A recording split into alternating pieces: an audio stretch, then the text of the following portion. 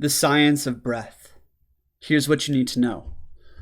I'm going to break this down into hopefully a very succinct lecture on the two aspects of breathing, and that is the exoteric breathing and the esoteric breathing.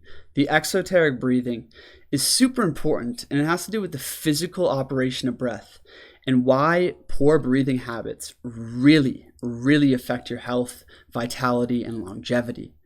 Then I'm going to dive into the fun stuff, and that is the esoteric breathing, or breathing the hidden breath of light.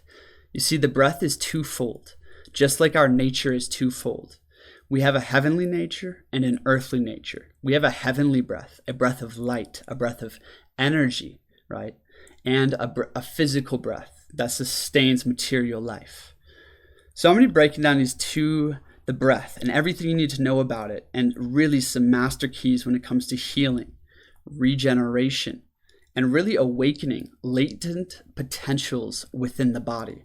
So stay tuned, my friends. Drop any time codes where something really, hit you hard, and also share this with a friend. It's the only way this kind of information gets out there. Appreciate you being here. This is Reality Files. I'm Christian, and these are notes from the new book I'm writing, Mind, Body, Breath. If you guys want to get the exercises that kind of go along, with this kind of philosophy, there's actually a free breathwork training guide linked in the description. Let's dive right in here. So the breath, physically or exoterically, we're going to talk about breath and circulation, breath and digestion, right? And essentially proper breathing, the diaphragm.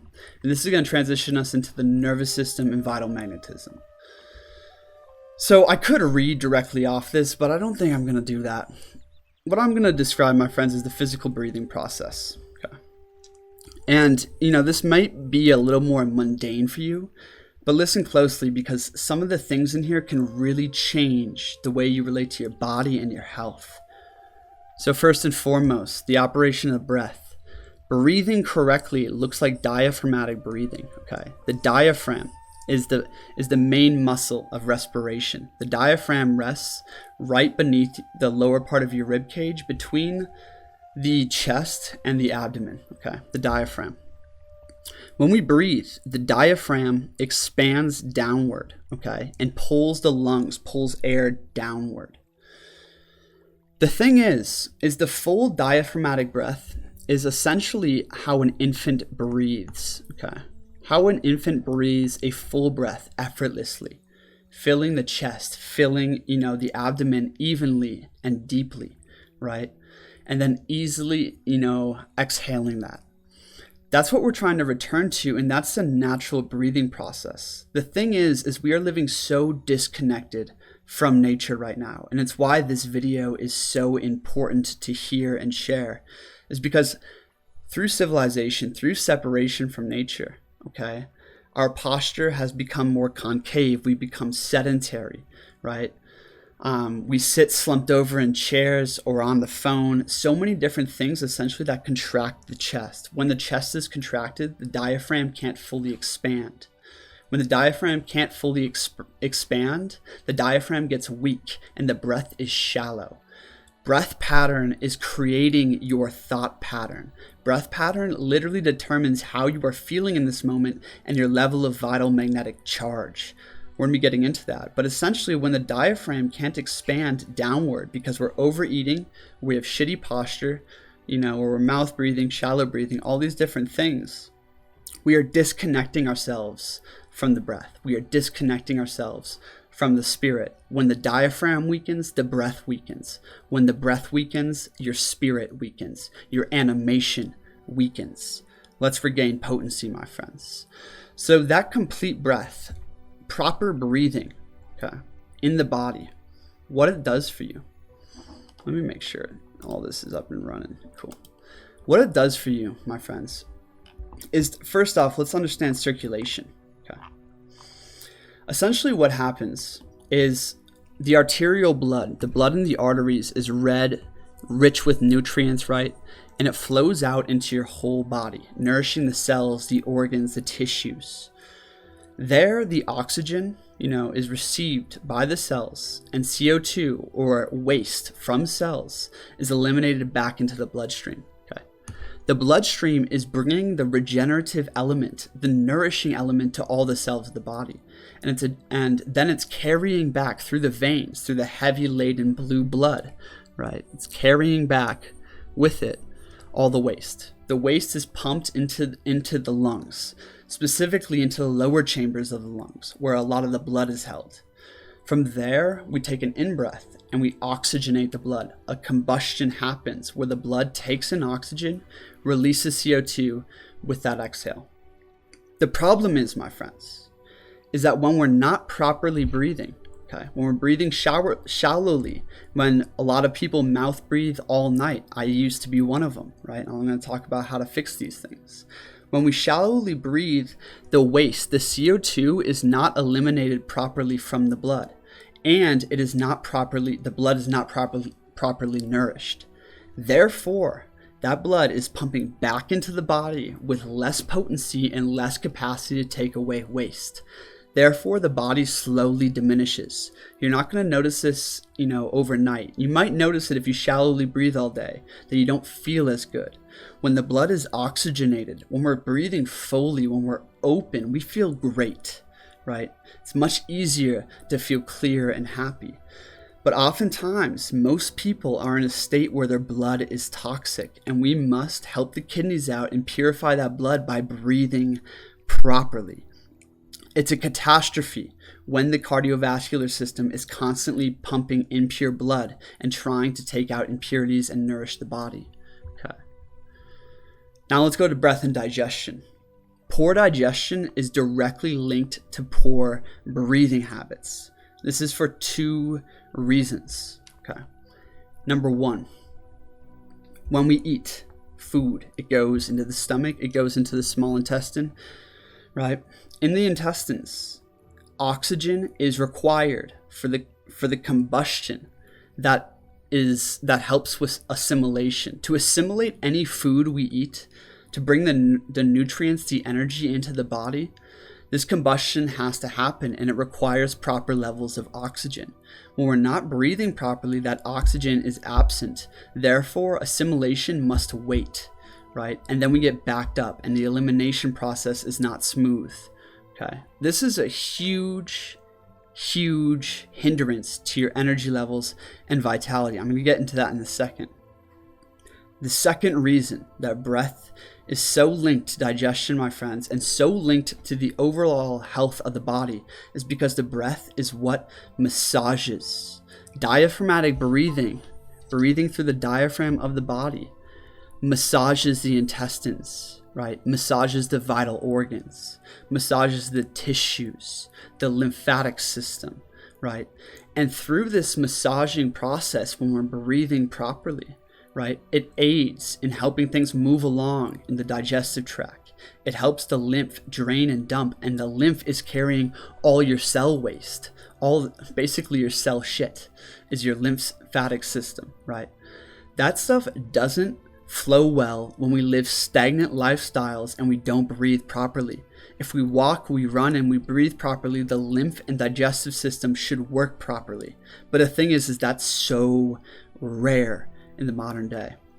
And just bringing conscious awareness to breathing for 20 minutes a day, and being more conscious of your posture and conscious breath, and doing some exercises every day will radically change your relationship to digestion and how your body digests food. It's honestly the fastest cure for constipation. And whether you know it or not, most of us are all backed up. Why is that an issue? A backup in the digestive tract, in the colon, right, is a major issue, my friends, because the intestines and the solar plexus are the battery of the body, okay?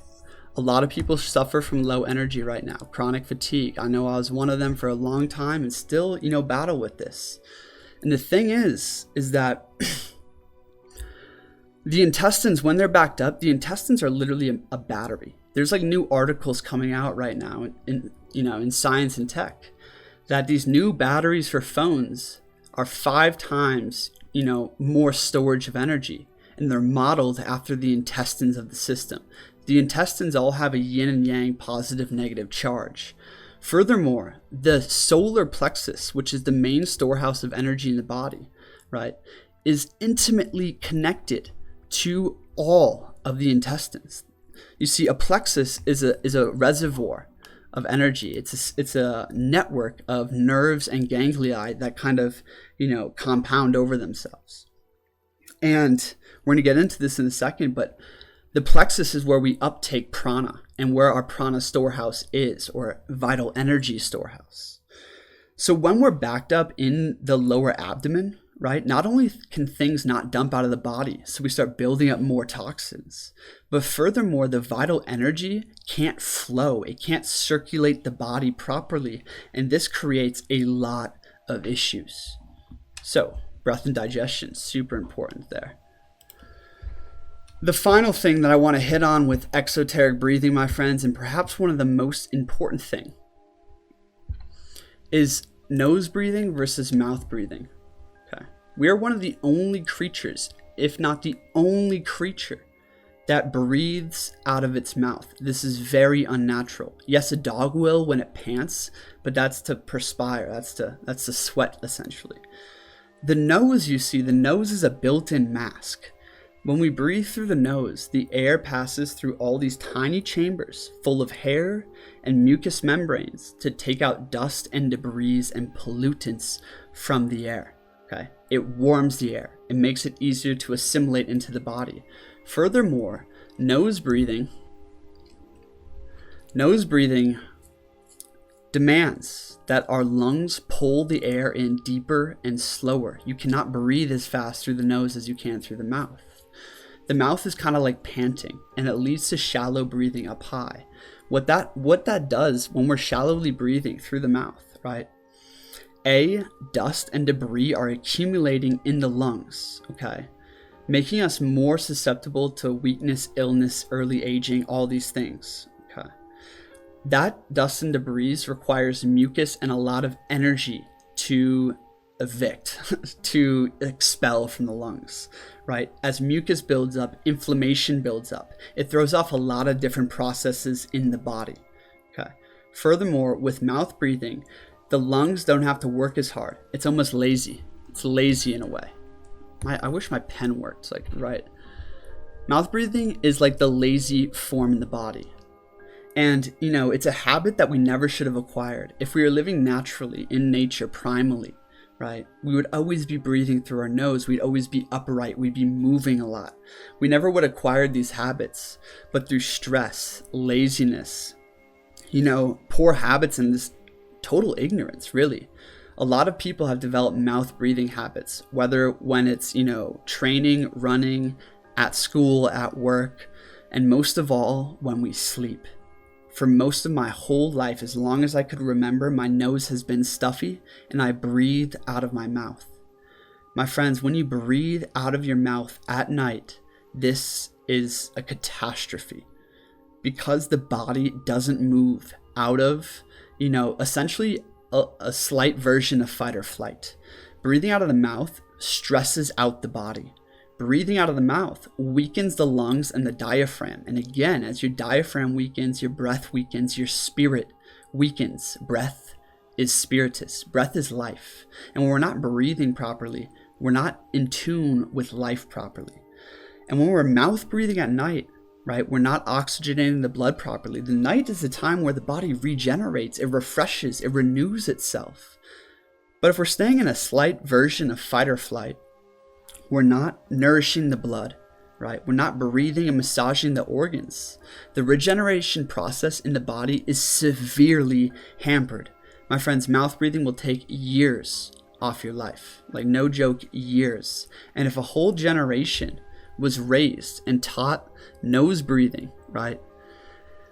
Man, the level of health would skyrocket to literally unprecedented heights, my friends. That's all I got to say about there. If you guys want to, the way I've found to start reprogramming mouth breathing is conscious breathing practices, throughout the day, and just more awareness of the breath. Always bring yourself back to nose breathing and posture. Furthermore, reprogramming at night is one of the most difficult things because that pattern is so deeply wired for a lot of people. Okay. To reprogram mouth breathing at night, do two things. A, get yourself some mouth tape. You can get it very cheaply on Amazon, maybe at a local drugstore. Mouth tape. You might even be able to use duct tape, but that might irritate your skin, right? So you get something like mouth tape. And before you go to sleep, you put on the mouth tape and you start breathing through your nose consciously. And you set the intention to breathe through your nose all through the night. When you start doing this for the first time, you feel way different. Okay. Enough said on the exoteric breathing method. Let's dive into the esoteric breathing method or operation. Okay. So we exist in an ocean of vital energy. Okay. An ocean of energy. There is this energy, this life force, this vital magnetism in everything, in all living things, in every atom. There's this energy in the wind, right? The atmospheric air is where this prana, where this vital magnetism is most free flowing. Okay. Most all healing systems and traditions of the East base their healing off the knowledge of vital magnetism, prana, chi, vril, whatever you have it, right? And breathing and directing that vital magnetism into the being is an art. It's a skill to be acquired. Let's dive into that. Okay. So essentially, my friends, prana is all around us. It's in its freest state in the atmospheric air. And it's where we most easily absorb prana from. Yes, we absorb prana from sunlight and food, but we mostly absorb it through the breath. When we are not breathing properly, we are absorbing lower amounts of prana. When we are absorbing lower amounts of prana, lower amounts of vital magnetism, right? So many things happen, my friends. This is why I'm writing a whole book on this, because this gets into mind, body, breath philosophy. But essentially, when we're absorbing less, our nervous system isn't fueled correctly. And I want to give you this analogy. Just as the physical breath, right, comes in and oxygenates the blood through the lungs, the subtle breath comes in, right, and nourishes the nervous system. Just as the blood uptakes the oxygen from the breath of air, the nervous system uptakes the vital energy from the breath of light. Okay. The breath of light charges the nervous system. This is so key. Okay. First and foremost, when we're not breathing correctly, what happens in the body is we become separated and nervous impulses are firing everywhere. We become separated in the sense of the different aspects of the nervous system. Like your legs might be fidgety and tapping, right? You might be like all hunched over in your body, not really feeling your chest and whatnot. Right? You're up in your head. Your nervous system's out of whack. Therefore, you're having neurotic thoughts and feelings. Therefore, you're draining your prana, your vital magnetic charge. Every operation, every stimulus of the nervous system takes vital magnetism. And a lot of people right now are suffering from low energy or chronic pain, chronic ailments. All of this has to do with improper breathing at the source of it. Okay. So the body uptakes vital energy into the nervous system. Okay. And that, let's see if I have a quote here.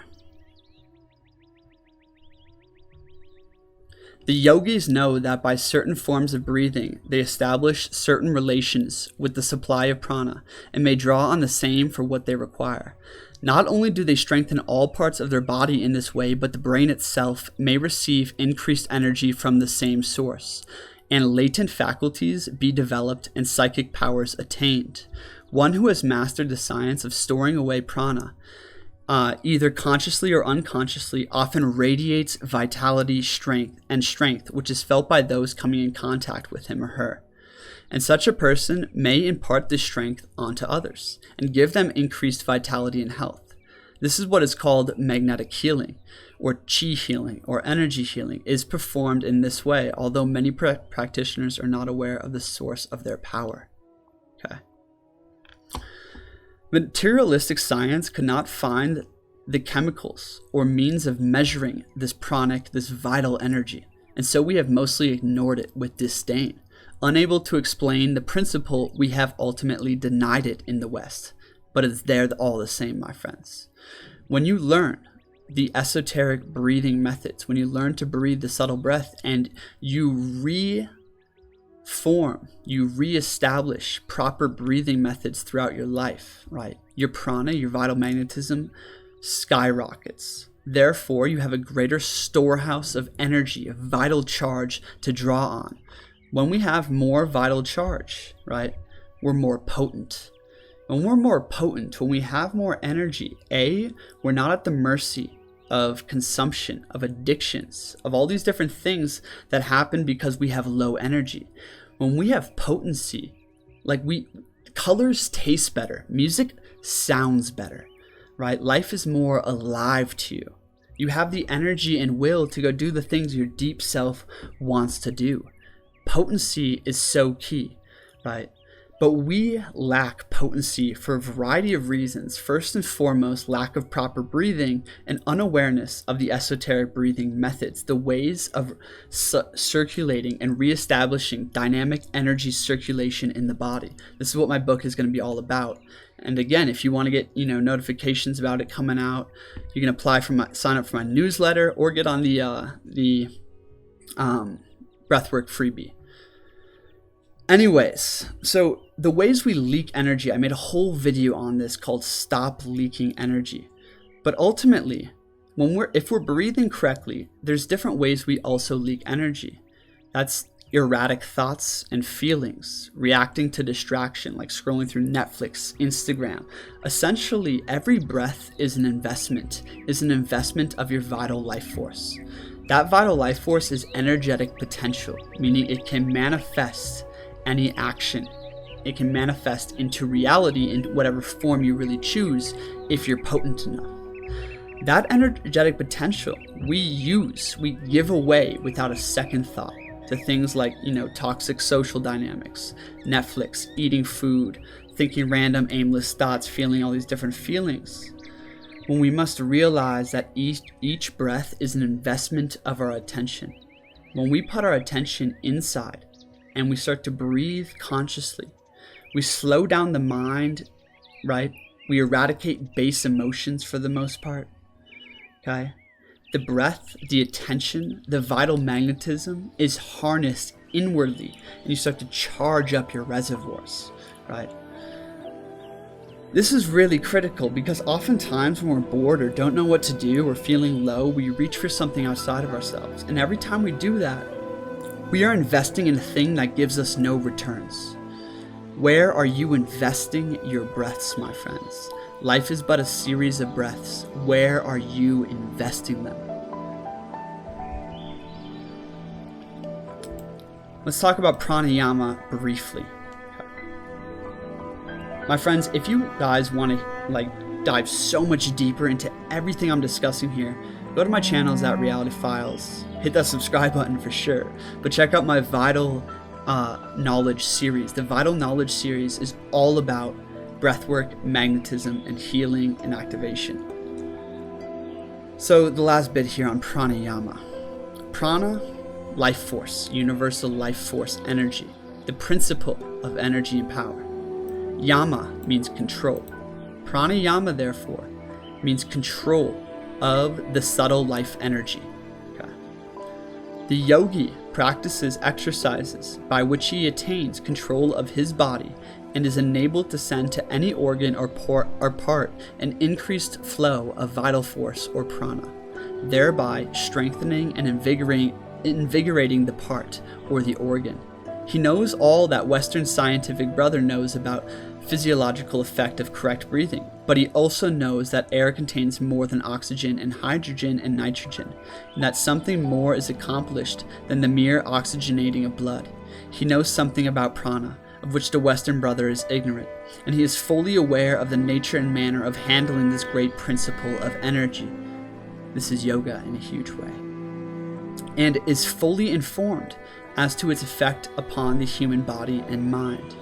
He knows that by rhythmically breathing, one may bring himself into harmonious vibration with nature and aid in the unfoldment of his latent powers. He knows by controlling the breath, he may not only cure disease in himself and others, but also practically do away with fear and worry and the baser emotions.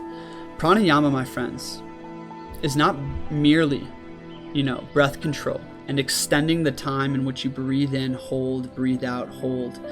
Pranayama is about gaining subtle awareness internally and learning to stabilize and charge up the vital energy to higher frequencies. That's what pranayama is to me. And pranayama, my friends, pranayama and Taoist, alchemy, a lot of different sciences discuss how we can use this vital charge internally, combined with our awareness, right, and our will, to essentially bring vital magnetism or healing life force anywhere in the body.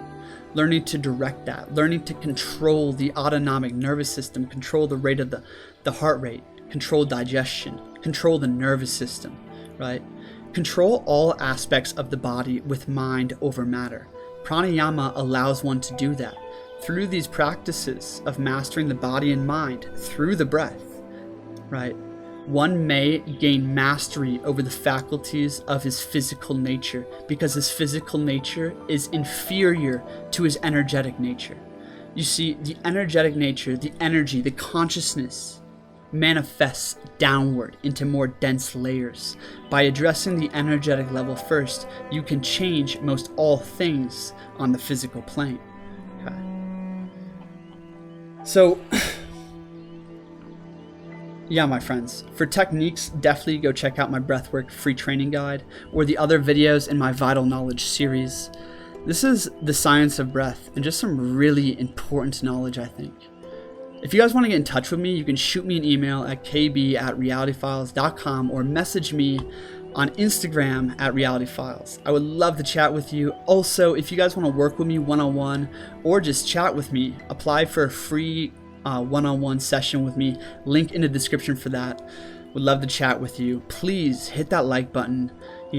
Save this video so you can go back through it and share it with someone you think will impact. It's the only way the message gets out there. Thanks for being here. Thanks for being you. Breathe deep, my friends.